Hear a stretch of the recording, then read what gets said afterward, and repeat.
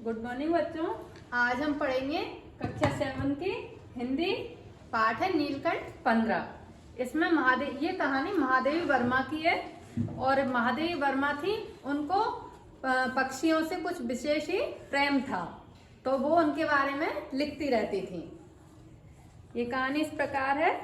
उस दिन एक अतिथि को स्टेशन पहुंचाकर मैं लौट रही थी कि चिड़ियों और खरगोशों की दुकान का ध्यान आ गया और मैंने ड्राइवर को उसी ओर चलने का आदेश दिया। बड़े मियाँ चिड़िया वाले की दुकान के निकट पहुंचते ही उन्होंने सड़क पर आकर ड्राइवर को रुकने का संकेत दिया।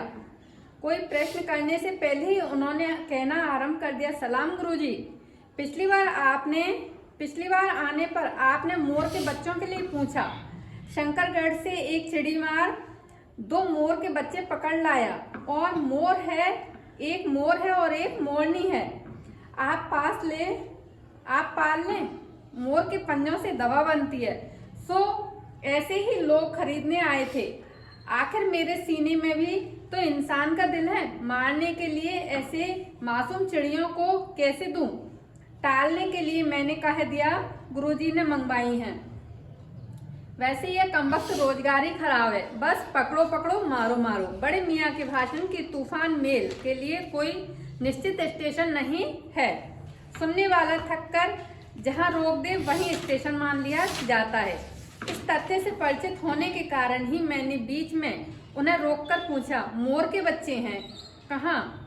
बड़े मियाँ के हाथ के संकेत का अनुसरण करते हुए मेरी दृष्टि एक तार के छोटे से पिंजड़े तक पहुंची जिसमें तीतरों के समान 2 बच्चे बैठे थे। पिंजड़ा इतना संकीर्ण था, यानी कि इतना छोटा था कि वे पक्षी शावक जाली के गोल फ्रेम में किसी जड़े चित्र जैसे लग रहे थे। मेरे निरीक्षण के साथ साथ बड़े मियाँ की भाषण मेल चली जा रही थी। ईमान कसम, गुरुजी चिड़ीमार ने मुझसे इस मोर के जोड़े के नगद 30 रुपए लिए हैं। 12 कहा। भाई जरा सोचो तो, अभी इनमें मोर की कोई खासियत भी है कि तू इतनी बड़ी कीमत ही मांगने चला? पर वह मुझी क्यों सुनने लगा। आपका ख्याल करके अछता पछता कर देना ही पड़ा। अब आप जो मुनासिब समझे अस्तु। चिड़ीमार के नाम के और 5 बड़े मियाँ के ईमान के देकर जब मैंने वह छोटा पिंजड़ा कार में रखा, तब मानो वह जाली के चौखटे का चित्र जीवित हो गया। दोनों पक्षी शावकों के छटपटाने से लगता था मानो पिंजड़ा की सजीव और उड़ने योग्य हो गया है। घर पहुंचने पर सब कहने लगे, तीतर है। मोर कहकर ठग लिया। कदाचित अनेक बार ठगे जाने के कारण ही ठगे जाने की बात मेरे चिढ़ जाने की दुर्बलता बन गई। अप्रसन्न होकर मैंने कहा, मोर के क्या सुरखाव के पर लगे हैं? तो पक्षी है तो पक्षी। चिढ़ा दिया जाने के कारण ही संभवतः उन दोनों पक्षियों के प्रति मेरा व्यवहार और यत्न में कुछ विशेषता आ गई। पहले अपने पढ़ने लिखने के कमरे में उनका पिंजड़ा रखकर उसका दरवाजा खोला, फिर कटोरे में सत्तू की छोटी छोटी गोलियां और पानी रखा। वे दोनों चूहेदानी जैसे पिंजड़े से निकलकर कमरे में मानो खो गए। कभी मेज के नीचे घुस गए, कभी अलमारी के पीछे। अंत में इस लुका छुपी से थक कर उन्होंने मेरे ही रद्दी कागजों की टोकरी को अपना घर बना लिया। 2-4 दिन में वे इसी प्रकार दिन में इधर उधर गुप्तवास करते और रात में रद्दी की टोकरी में प्रकट होते रहे। फिर आश्वस्त हो जाने पर कभी मेरी मेज पर और कभी कुर्सी पर और कभी मेरे सिर पर अचानक अभिभूत होने लगे, यानी कि बैठने लगे। खिड़कियों में तो जाली लगी थी, पर दरवाजे मुझे निरंतर बंद रखना पड़ता था। खुला रहने पर चित्रा इन नवागंतुकों का पता लगा सकती थी और तब उसके शोध का क्या परिणाम होता यह अनुमान करना कठिन है। यानी कि एक बिल्ली थी, वो उन्हें खा सकती थी और मार सकती थी। वैसे वह चूहों पर कभी आक्रमण नहीं करती, परंतु यहाँ तो सर्वथा अपरिचित पक्षियों की अनाधिकार चेष्टा का प्रश्न था, यानी कि वो इनको जानती नहीं थी। उसके लिए दरवाजा बंद रहे और ये दोनों एरे गहरे मेज को अपना सिंहासन बना ले। यह स्थिति चित्रा जैसी अभिमानिनी मार्जरी के लिए ऐसा ही कही जाएगी। जब मेरे कमरे का कायाकल्प चिड़िया खाने के रूप में होने लगा, यानी कि जब कमरे में ऐसा लगने लगा कि मेरा कमरा चिड़ियाघर बना जा रहा है, तो चिड़िया खाने के रूप में होने लगा, तब मैंने कठिनाई से दोनों चिड़ियों को पकड़कर जाली के बड़े घर में पहुंचाया। एक कमरा था जालीदार, उसमें पहुंचाया, जो मेरे जीव जंतुओं का सामान्य निवास था। उसमें और भी कई सारे जीव जंतु उनके रहते थे। दोनों नवागंतुकों ने पहले से रहने वालों में वैसा ही कौतूहल जगाया जैसा नववधू के आगमन पर परिवार में स्वाभाविक हो। लक्का कबूतर नाचना छोड़कर दौड़ पड़े, यानी कि एक कबूतर था जिसका नाम था लक्का, वो नाच रहा था और जब उन्हें आता हुआ देखा तो उसकी तरफ दौड़ा और उनके चारों ओर घूम घूम कर गुटुरगु गुटुरगु की रागनी अलापने लगा। बड़े खरगोश सभासदों के समान क्रम से बैठकर गंभीर भाव से उनका निरीक्षण करने लगे, यानी कि खरगोश थे वो अच्छे से बैठ गए और उनको देखने लगे। ऊन के गोद जैसे छोटे खरगोश उनके चारों ओर उछल कूद मचाने लगे। तोते मानो भलीभांति देखने के लिए एक आंख बंद करके उनका परीक्षण करने लगे। उस दिन मेरे चिड़ियाघर में मानो भूचाल आ गया। धीरे धीरे दोनों मोर के बच्चे बढ़ने लगे। उनका कायाकल्प वैसा ही क्रमशः और रंग में था जैसा इल्ली से तितली का बनना। मोर के सिर की कलंगी और सघन ऊंची तथा चमकीली हो गई, यानी कि जो मोर के ऊपर वो कलंगी जैसी होती है वो घनी और चमकीली हो गई। चोंच अधिक बंकिम और पैनी हो गई। गोल आंखों में इंद्राणी की नीलिभा द्युति झलकने लगी। लंबी नील हरित ग्रीवा की हर भंगिमा में धूप छाई तरंगें उठने गिरने लगी। दक्षिण बाम दोनों पंखों में सलेटी और सफेद आलेखन स्पष्ट होने लगे, यानी कि उनके जो पंख थे वो सलेटी से भी दिखने लगे, कुछ सफेद से भी दिखने लगे। पूंछ लंबी हुई और उसके पंखों पर चंद्रिकाओं के इंद्रधनुषी रंग उद्दीप्त हो उठे, यानी कि उनकी पूंछ लंबी हुई, उस पे चंद्रमा के जैसे वैसे मतलब थोड़ा थोड़ा कहीं पे ऐसे गोल सा, कहीं पे ऐसे दिखने लगा। रंग रहित पैरों की गर्वीली गति ने एक नई गरिमा से रंजित कर दिया, यानी कि उनके पैरों का कोई रंग नहीं था। उसका गर्दन ऊंची कर देखना, विशेष भंगिमा के साथ उसे नीची कर दाना चुगना, पानी पीना, टेढ़ी कर शब्द सुनना आदि क्रियाओं में जो सुकुमारता और सौंदर्यता उसका अनुभव देखकर ही किया जाता है, यानी कि मोर पानी कैसे पीता है, दाना कैसे चुगता है, देखता है कैसे, सुनता है कैसे, ये सारी उसमें आ गया था। गति का चित्र नहीं आंका जाता कि कैसे चलता था वो।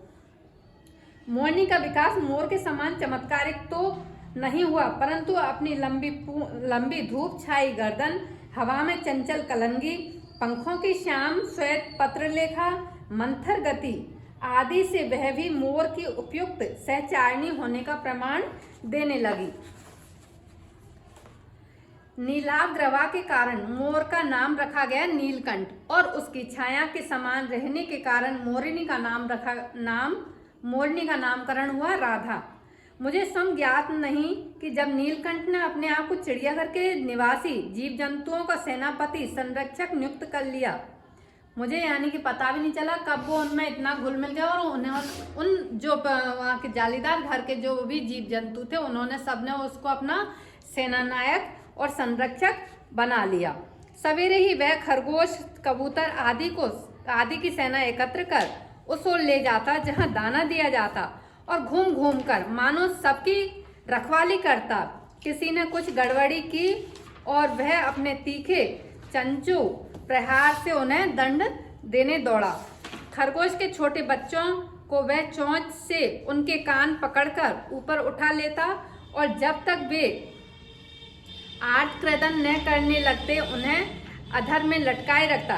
कभी कभी उसकी पैनी चोंच से खरगोश के बच्चों का कर्णभेद संस्कार हो जाता, पर वे फिर कभी उसे क्रोधित होने का अवसर न देते, यानी कि जब वो शरारत करते तो वो इस तरीके से उन्हें दंड देता। दंड विधान के समान ही उन जीव जंतुओं के प्रति उसका प्रेम भी असाधारण था। प्राय वह मिट्टी में पंख फैलाकर बैठ जाता और वे सब उसकी लंबी पूंछ और सघन पंखों में छुआल सा खेल खेलते रहते, यानी कभी उसमें छुप जाते और कभी निकल जाते। ऐसी ही किसी स्थिति में एक सांप जाली के भीतर पहुंच गया। जब वो ऐसे खेल रहे थे तो एक सांप जाली के अंदर आ गया। सब जीव जंतु भागकर इधर उधर छिप गए। केवल एक शिशु खरगोश सांप की पकड़ में आ गया। निगलने के प्रयास में सांप ने उसका आधा पिछला शरीर तो मुंह में दबा रखा, शेष आधा जो बाहर था उससे ची ची का स्वर भी इतना तीव्र नहीं निकल सकता कि किसी को स्पष्ट सुनाई दे, यानी कि बहुत कम उसकी आवाज निकल रही थी। नीलकंठ दूर ऊपर झूले में सो रहा था। उसी के चौकन्ने कानों ने उस मंद स्वर की व्यथा पहचानी। वह पूंछ पंख समेटकर सर से एक झपट्टे में नीचे आ गया। संभवतः अपनी सहज चेतना से ही उसने समझ लिया होगा कि सांप के फन पर चोंच मारने से खरगोश भी घायल हो सकता है, यानी कि मैं इसके फन पर चोंच मारूंगा तो हो सकता है खरगोश भी घायल हो जाए। उसने सांप को फन के पास पंजों से दबाया और फिर चोंच से इतना प्रहार किया कि वह अधमरा हो गया। पकड़ ढीली पड़ते ही खरगोश का बच्चा मुख से निकल आया, परंतु निश्चेष्टा सा वहीं पड़ा रहा, यानी कि बेहोश सा, उसको कुछ सुध-बुध नहीं थी। राधा ने सहायता देने की आवश्यकता नहीं समझी, परंतु अपनी मंद केका से किसी असामान्य घटना की सूचना सब ओर प्रसारित कर दी, यानी कि वो उसकी सहायता के लिए तो नहीं गई, लेकिन उसने अपनी आवाज से सबको बता दिया कि कुछ परेशानी है। माली पहुंचा, फिर हम सब पहुंचे। जैसे कि कोई बात हो जाती है, सारे पक्षी चिल्लाने लग जाते हैं, तो अपन कहते हैं कि पता नहीं कुछ बात हो गई है। पहुंचा। नीलकंठ जब सांप के 2 खंड कर चुका तब उस शिशु खरगोश के पास गया और रात भर उसे पंखों के नीचे रखा, उष्णता देता रहा, यानी कि उसको गर्मी देता रहा। कार्तिकेय ने अपने युद्ध वाहन के लिए मयूर को ही क्यों चुना होगा? उस समय पक्षी का रूप और स्वभाव देखकर समझ में आ जाता है। मयूर कला प्रिय वीर पक्षी है, हिंसा मात्र नहीं है, यानी कि दूसरे जानवरों को मारने वाला नहीं है। कि इसी से उसे बाज, चील आदि की श्रेणी में नहीं रखा जा सकता, जिनका जीवन ही क्रूर कर्म है। चील और बाज का तो क्या है, दूसरों को मार के खाना, लेकिन मोर का ये नहीं है। नीलकंठ में उसकी जातिगत विशेषताएं तो थी ही, उनका मानवीकरण भी हो गया था। मेघों की सांवली छाया में अपने इंद्रधनुष के गुच्छे जैसे पंखों को मडलाकर बनाकर जब वह नाचता था, तब उस नृत्य में एक सहजता, लय, ताल रहता था। आगे पीछे दाहिने बाएं क्रम से घूमकर वह किसी अलक्ष्य सम पर ठहर जाता था। राधा नीलकंठ के समान नहीं नाच सकती थी, परंतु उसकी गति में भी एक छंद रहता था। वह नृत्यमग्न नीलकंठ की दाहिनी ओर के पंख को छूती हुई बाईं ओर निकल जाती और बाएं पंख को स्पर्श कर दाहिनी ओर। इस प्रकार उसकी परिक्रमा में भी एक पूरक ताल परिचय मिलता था। नीलकंठ ने कैसे समझ लिया कि उसका नृत्य मुझे बहुत भाता है, वह तो नहीं बताया जा सकता, परंतु अचानक एक दिन वह मेरे जाली घर के पास पहुंचते ही अपने झूले से उतरकर नीचे आ गया और पंखों का सतरंगी मंडलाकार छाता तान कर नृत्य की भंगिमा में खड़ा हो गया। तब वे यह नृत्य भंगिमा नृत्य का क्रम बन गई। प्राय मेरे साथ कोई न कोई देशी विदेशी अतिथि भी पहुंच जाता था और नीलकंठ की मुद्रा को अपने प्रति सम्मान पूर्वक समझकर विस्मयाभिभूत हो उठता। कई विदेशी महिलाओं ने उसे परफेक्ट जेंटलमैन की उपाधि दे डाली।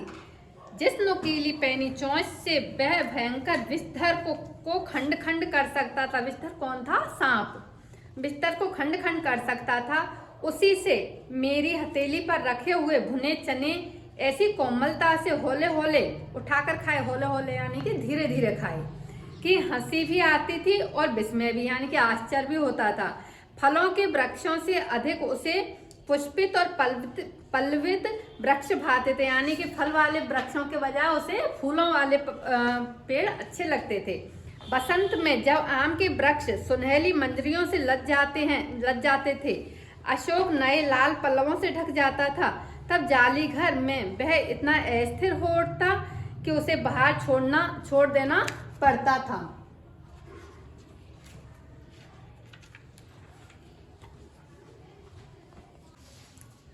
नीलकंठ और राधा की सबसे प्रिय ऋतु वर्षा होती थी, यानी कि जो मोर होते हैं उनको सबसे ज्यादा प्रिय ऋतु कौन सी लगती है, कौन सा मौसम अच्छा लगता है, वर्षा ऋतु।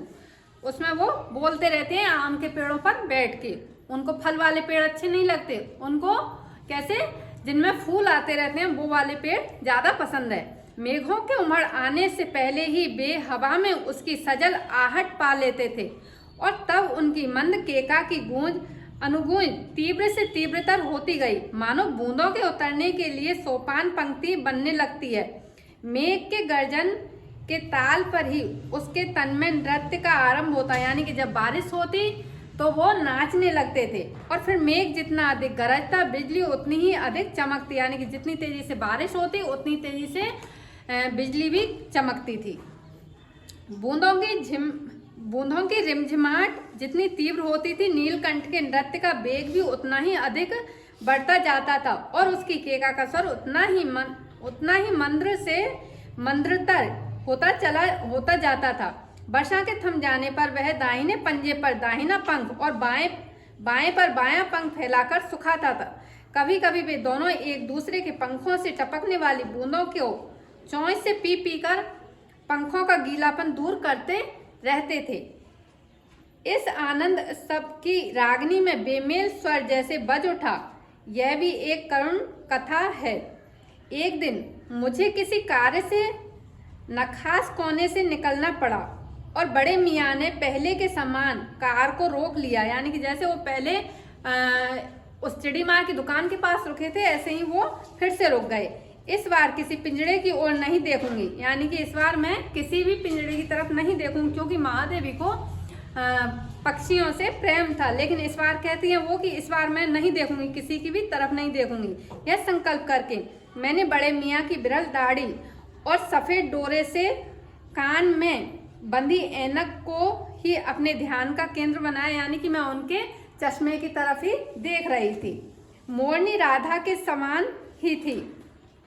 उसके मुंह से बंधे दोनों पंजों की उंगलियां टूटकर इस प्रकार एकत्रित हो गई थी कि वह खड़ी ही नहीं रह पा रही थी, यानी कि उसके जो पंजे थे उसकी उंगलियों को बांध रखा था मुंह से एक धागे से कि वो टूट रहे थे, एकत्रित होकर के टूट रहे थे। वह खड़ी ही नहीं हो सकती थी।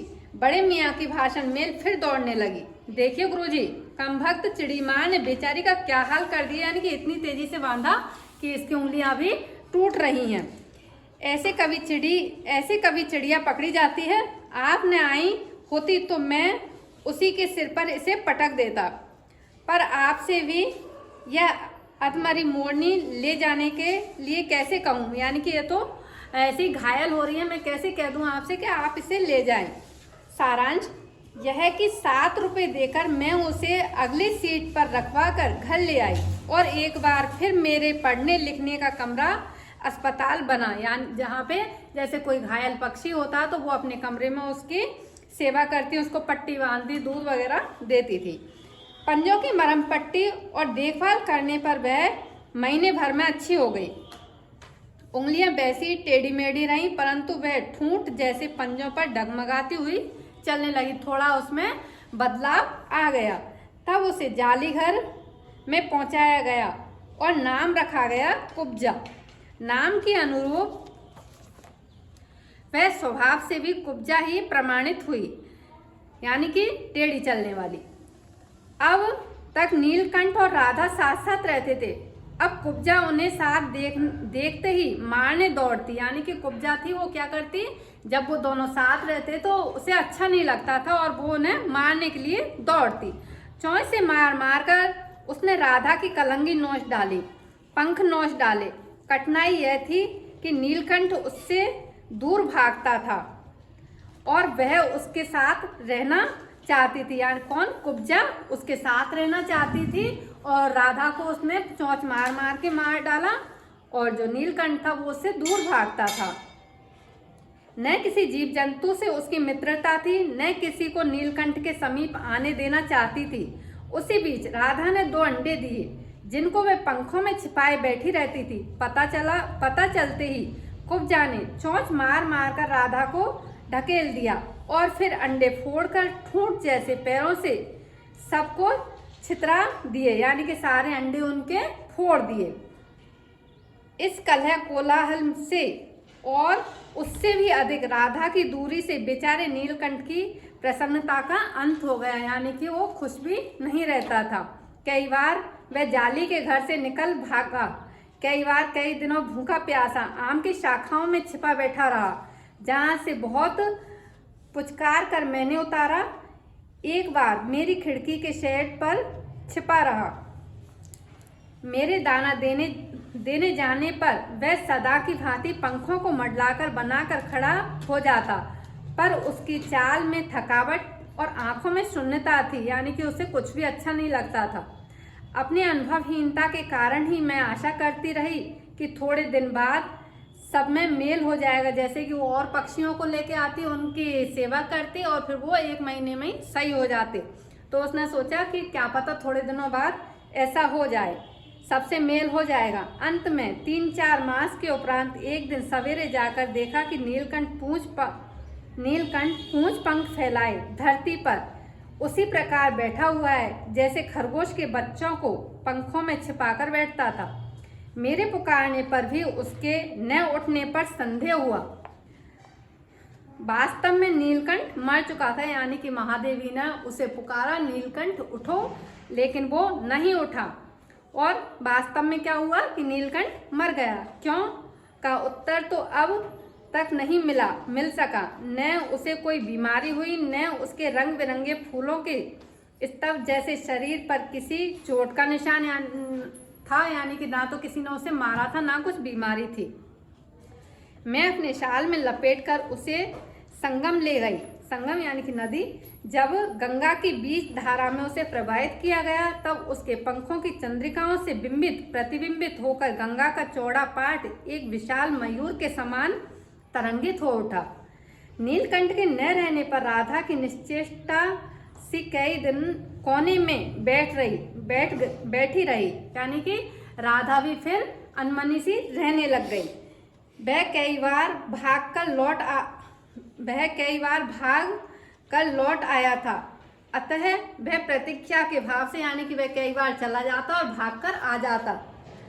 इस प्रतीक्षा के भाव से द्वार पर दृष्टि लगाए रहती थी, पर कुब्जा ने कोलाहल के साथ खोज ढूंढ आरंभ की, यानी कि फिर वो भी उसे ढूंढने लग गई। किसको?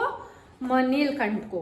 खोज के क्रम में वह प्राय जाली का दरवाजा खुलते ही बाहर निकल आती थी और आम, अशोक, कचनार आदि की शाखाओं में नीलकंठ को ढूंढती रहती थी, जहाँ पर कि नीलकंठ अधिकतर रहता था। एक दिन आम से उतरी ही थी कि कजली सामने पड़ गई। कजली यानी कि एक कुत्ती, अलेशियन कुत्ती।